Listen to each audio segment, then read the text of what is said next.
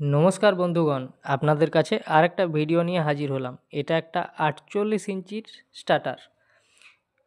তো 48 ইঞ্চি স্টার্টারটা কিভাবে ওয়াইন্ডিং করা হচ্ছে, হ্যান্ড ওয়াইন্ডিং দেখতে থাকুন।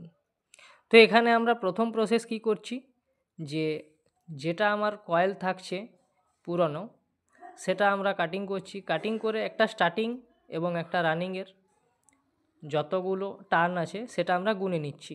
গুনে নেওয়ার পরে এর যে কপার ওয়্যার হয় সেটা সিলেকশন করছি, এসডাব্লিউজি কত লাগবে। এটা যেমন 35 লেগেছে। তো সেটার পর প্রত্যেক 100 টার্নের পরে কয়েলটাকে ফিনিশিং করার জন্য দু সাইড থেকেই আমরা একটু করে চেপে নিচ্ছি। তাতে কি হয়, কয়েলটার ফিনিশিংও ভালো আসে এবং তারটা খুব সুন্দরভাবে বসে যায়। সো নেক্সট স্টেপ কি, কয়েল বাইন্ডিংয়ের ক্ষেত্রে যে পেপারটা ব্যবহার করছি সেই পেপারটা খুবই অল্প 1 mm করে এই সাইডে এবং ওই সাইডে রাখতে হয়। তার বেশি হয়ে গেলে ফ্যানের স্পিডের মধ্যে পার্থক্য চলে আসে।